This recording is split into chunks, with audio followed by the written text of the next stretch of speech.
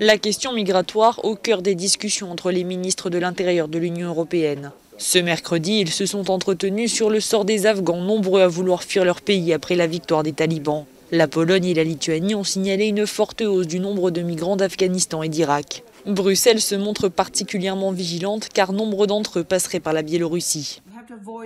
Nous devons éviter que des personnes se lancent dans des voyages très dangereux, arrivant irrégulièrement aux frontières de l'Union européenne.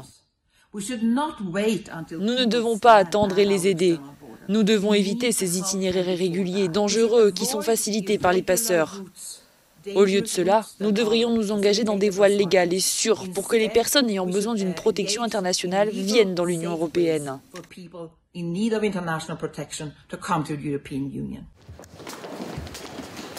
La Biélorussie est accusée de se servir des migrants pour faire pression sur l'Union européenne après les sanctions imposées par Bruxelles à Minsk.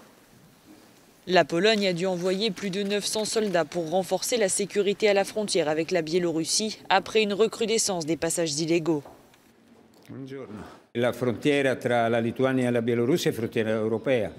La frontière entre la Lituanie et la Biélorussie est une frontière européenne. Ce qui montre l'agressivité du régime de Loukachenko, c'est l'utilisation de pauvres hommes et femmes. J'ai vu des actions scandaleuses lorsque des agents biélorusses poussent des gens à travers la frontière. C'est une question d'humanité, mais aussi une question de protection de la frontière de l'Union européenne.